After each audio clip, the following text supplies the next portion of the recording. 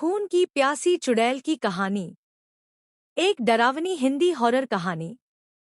बहुत साल पहले की बात है। उत्तर भारत के एक छोटे से गांव मालनपुर में एक पुरानी हवेली थी जिसे लोग चुड़ैल वाली हवेली कहते थे। गांव के लोग सूरज ढलने से पहले ही अपने घरों में बंद हो जाते थे, क्योंकि रात में उस हवेली से औरत के चीखने चिल्लाने की आवाजें आती थी। कहते हैं कि बहुत पहले उस हवेली में रूपा नाम की एक लड़की रहती थी। वह सुंदर, शांत और बहुत भोली थी। लेकिन गांव के जमींदार के बेटे ने उस पर बुरी नजर डाल दी। जब उसने उसका विरोध किया तो उसने रूपा को हवेली में अकेले बुलाकर बेरहमी से मार डाला और उसकी लाश को हवेली के तहखाने में छुपा दिया। उस दिन के बाद से हवेली में अजीब घटनाएं होने लगी। गांव के लोग कहते हैं कि रूपा की आत्मा ने बदला लेने की कसम खा ली थी। वह चुड़ैल बन गई, एक खून की प्यासी चुड़ैल। रूपा अब हर अमावस की रात को हवेली से बाहर निकलती। उसके लंबे काले बाल, लाल आंखें और सफेद साड़ी में लिपटा शरीर किसी को भी थर्रा देता। वह सिर्फ उन लोगों का शिकार करती जो किसी मासूम को तकलीफ देते, खासकर औरतों को। धीरे धीरे गांव में खौफ फैल गया। लोग अपने बच्चों को हवेली के पास जाने से मना करते। लेकिन एक दिन राजा, एक नास्तिक लड़का जो शहर से गांव आया था, उसने गांव वालों की बातों को बकवास समझा और खुद उस हवेली में रात बिताने की ठानी। रात के ठीक 12 बजे तेज हवा चलने लगी, खिड़कियां खुद बखुद खुलने लगीं, और तभी राजा ने देखा एक परछाई जो हवा में तैर रही थी। उसने जैसे ही पलटकर देखा, सामने थी रूपा की आत्मा। तू भी औरों की तरह सोचता है, मैं सिर्फ कहानी हूँ। उसकी आवाज किसी गूंजती गुफा जैसी थी। राजा चीखते हुए भागा, लेकिन दरवाजा अपने आप बंद हो चुका था। रूपा की आत्मा ने राजा से कहा, अगर तुम सच में माफी चाहते हो तो उस पापी जमींदार की कब्र खोदकर उसकी हड्डियों को गंगा में प्रवाहित करो, तभी मुझे शांति मिलेगी। राजा ने साहस करके ऐसा ही किया। जमींदार की कब्र को खोदकर उसकी हड्डियों को बहा दिया। उसी रात रूपा की आत्मा मुस्कराई और एक रोशनी में विलीन हो गई। हवेली शांत हो गई। गांव में डर खत्म हो गया। लेकिन आज भी अगर कोई औरत पर अत्याचार करता है तो मालनपुर के पास के जंगलों से चीख सुनाई देती है, क्योंकि चुड़ैल अब भी जिंदा है, अपने नए शिकार की तलाश में। पिछले भाग में रूपा की आत्मा को राजा ने शांति दिलाई थी जब उसने जमींदार की हड्डियां गंगा में प्रवाहित की। गांव में सब कुछ सामान्य हो गया था, या शायद नहीं। मालनपुर गांव अब पहले जैसा नहीं रहा। सड़कें बन गई थी, मोबाइल टावर खड़े हो गए थे और गांव के पास एक रिजॉर्ट प्रोजेक्ट शुरू हुआ था। उस पुरानी हवेली को गिराकर एक लक्जरी होटल बनाने का काम शुरू हुआ। इंजीनियर साहिल शहर से आया था और गांव की कहानियों को लोक कथा मानता था। उसे हवेली गिराने का ठेका मिला। जब पहली बार जेसीबी मशीन ने हवेली की दीवार को तोड़ा, तभी जमीन से एक काले धुएं का गुबार निकला। और तभी मजदूर रघु जोर से चीखा। उसकी आंखें सफेद हो चुकी थी और उसने अपने ही साथियों पर हमला कर दिया। मत तोड़ो इसे, यह उसका घर है, उसे मत जगाओ। रघु की आवाज मानो किसी और की हो गई थी। साहिल अपने कमरे में था। अचानक उसके फोन की स्क्रीन अपने आप जल उठी।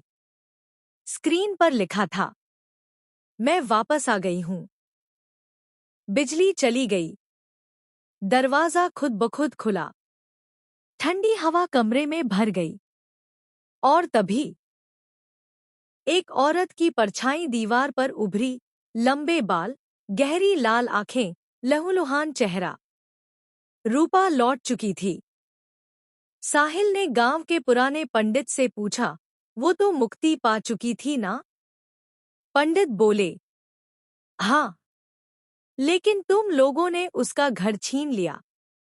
उसकी आत्मा फिर से बंध गई उस जगह से, और अब जब तक वो अपनी जगह वापस नहीं पाती, हर अमावस पर वो एक नया शिकार लेगी। रिजॉर्ट का काम बंद हो गया है, लेकिन साहिल गायब है। लोग कहते हैं उसने खुद को हवेली के मलबे में दफना लिया। गांव फिर से डर के साए में है, और हवेली की जगह अब एक बोर्ड टंगा है, खून की प्यासी चुड़ैल की जमीन प्रवेश निषेध। कहानी नंबर 2, आत्मा लड़की की भूतिया कहानी। डरावनी कहानी हिंदी में। शीर्षक, सुनसान हवेली की आत्मा। बहुत समय पहले एक गांव था, शांत, हरियाली से घिरा हुआ, लेकिन उसके किनारे एक सुनसान हवेली थी, जिसे लोग आत्मा वाली हवेली कहते थे। गांव के बुजुर्गों के अनुसार उस हवेली में एक लड़की, रूपा, की आत्मा भटकती थी। रूपा बहुत सुंदर थी, लेकिन उसके माता-पिता ने जबरदस्ती उसकी शादी एक बूढ़े जमींदार से तय कर दी। शादी के एक दिन पहले रूपा ने विरोध किया, पर किसी ने उसकी नहीं सुनी। मजबूरी में उसने खुद को हवेली की छत से नीचे फेंक दिया, और उसी दिन उसकी मौत हो गई। कहते हैं रूपा की आत्मा कभी उस शादी वाले जोड़े को स्वीकार नहीं कर पाई, और तभी से जो भी हवेली में शादी या संगीत बजाने की कोशिश करता, वह गायब हो जाता।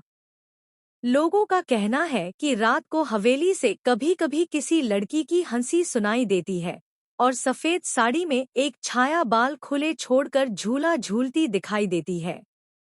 एक बार गांव के कुछ युवाओं ने हिम्मत की और रात को वहां कैमरा लेकर घुसे।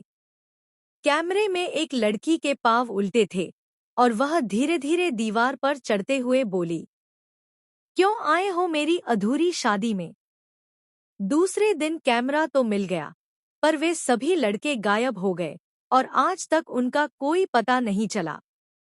गांव वाले आज भी उस हवेली के पास नहीं जाते। रूपा की आत्मा अब भी अपनी अधूरी जिंदगी की कहानी दोहराती रहती है। अगर तुम चाहो तो मैं इसका भाग 2 भी लिख सकता हूँ, जिसमें कोई नई लड़की उस हवेली में जाती है और आत्मा से आमना सामना होता है।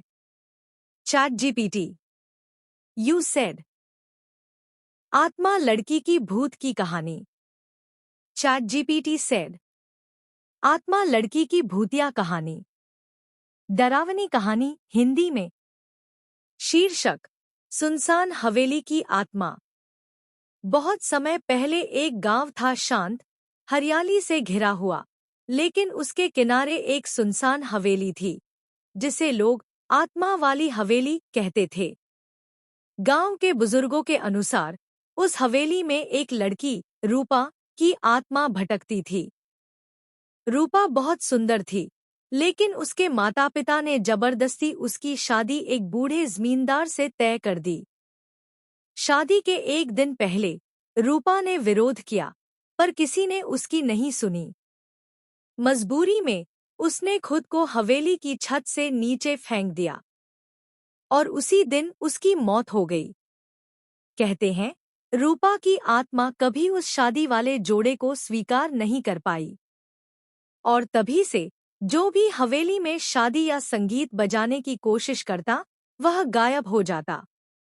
लोगों का कहना है कि रात को हवेली से कभी-कभी किसी लड़की की हंसी सुनाई देती है, और सफेद साड़ी में एक छाया बाल खुले छोड़कर झूला झूलती दिखाई देती है। एक बार गांव के कुछ युवाओं ने हिम्मत की और रात को वहां कैमरा लेकर घुसे। कैमरे में एक लड़की के पाँव उल्टे थे, और वह धीरे-धीरे दीवार पर चढ़ते हुए बोली, क्यों आए हो मेरी अधूरी शादी में? दूसरे दिन कैमरा तो मिल गया, पर वे सभी लड़के गायब हो गए, और आज तक उनका कोई पता नहीं चला। गांव वाले आज भी उस हवेली के पास नहीं जाते। रूपा की आत्मा अब भी अपनी अधूरी जिंदगी की कहानी दोहराती रहती है। अगर तुम चाहो तो मैं इसका भाग 2 भी लिख सकता हूँ, जिसमें कोई नई लड़की उस हवेली में जाती है और आत्मा से आमना सामना होता है। बताओ, भाग 2 चाहिए? You said. भाग 2। Chat GPT said. आत्मा लड़की की भूतिया कहानी, भाग 2। शीर्षक, आत्मा से सामना। पिछले भाग में आपने पढ़ा कि कैसे हवेली में जाने वाले युवक रहस्यमय तरीके से गायब हो गए थे। अब 15 साल बाद गांव की एक पढ़ी लिखी लड़की सान्या शहर से वापस अपने गांव लौटी थी। सान्या ने गांव वालों की बातें सुनी, आत्मा, रूपा, भूतिया हवेली, लेकिन उसने इन सबको अंधविश्वास मान लिया।